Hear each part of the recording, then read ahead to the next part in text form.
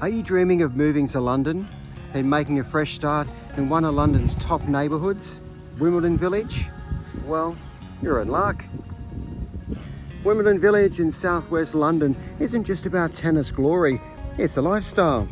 Awarded by the Sunday Times as one of the 7 best places to live in London, this village offers more than you might expect. But what exactly sets it apart? Today we're not only walking through this picturesque neighbourhood, but also diving into what it's really like to live here.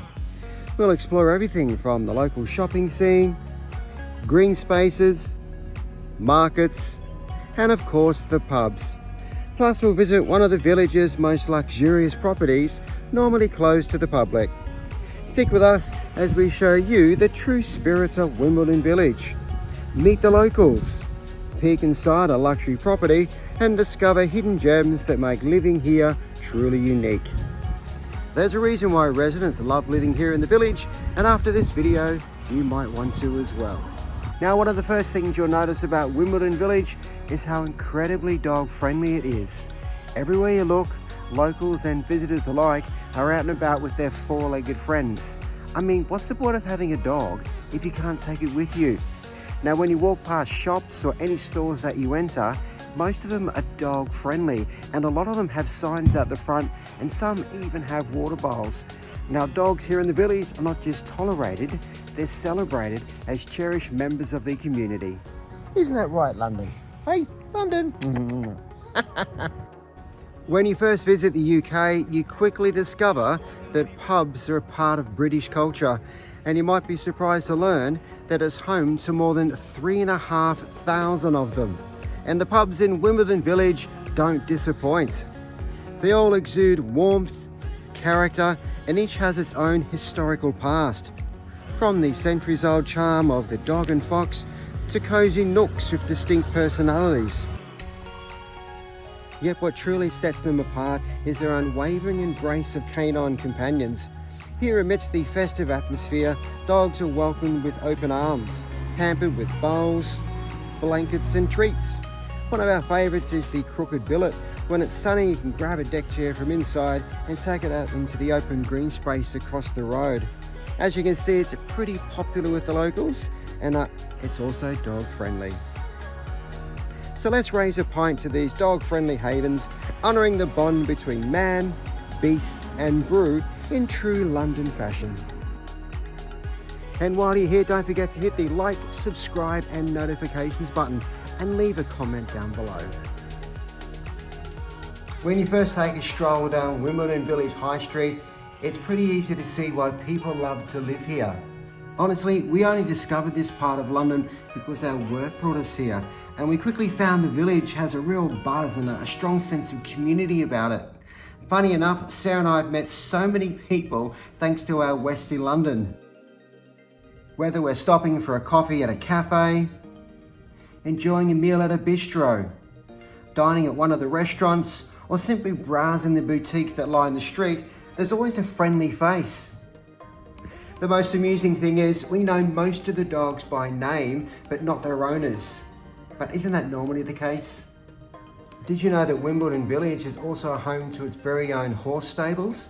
Sarah and I discovered this one Saturday morning. We'd only been living here several weeks. We're having a coffee and a cake at one of the cafes here in the village when we heard the clippity-clop of horseshoes on bitumen.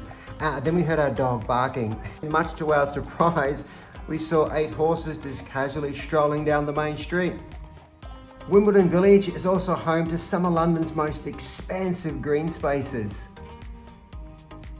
First up, there's the Wimbledon Common, a sprawling 460-hectare expanse. Perfect for running, nature walks, or just hanging out. The Common is also a haven for wildlife, birds, and rare plants. Next to the village, you have Rushmere Pond, which is several acres of open green space with a small lake. This place is extremely popular with the locals, and it's a great off-leash place if you want to walk your dog. Just make sure your dogs stay away from the birds and their babies. On the edge of the village, you'll find Cannizaro Park. It's another great spot if you want to escape the hustle and bustle of city life. It's known for its landscape gardens, sculptures, water features, woodland and lakes. It's also a lovely spot to take your dog for a leisurely stroll.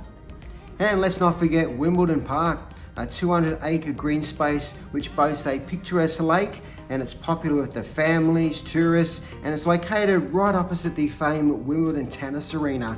It also has tennis courts, a golf course, and a boating lake.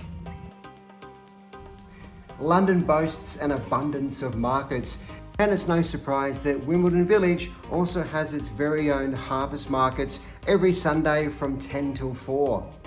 Sarah and I are regulars at the market, and we always like to support local businesses.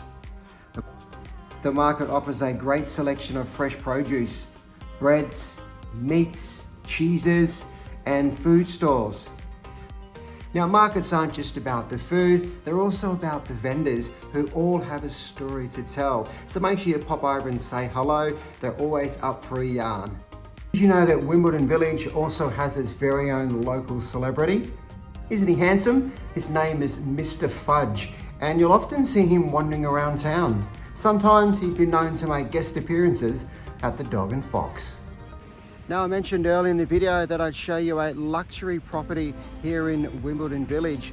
I'm standing in front of Cannizaro House, and this used to be a private residence in the early 19th century. It was formerly known as Warren House, but later renamed Cannizaro House after an Italian nobleman. Full name, Francesco, Duke of Cannizaro. It's also surrounded by 34 acres of landscape gardens, woodlands, lakes, and of course an Italian garden. Previous occupants have included aristocrats, politicians, and prominent members of society. In the 20th century, it was converted into a luxury hotel. Rumour has it, Oscar Wilde was once a guest here. If you like this video, please remember to hit the like, subscribe, and notifications button. And why not leave a comment down below? We'd love to hear from you. See you in the next video.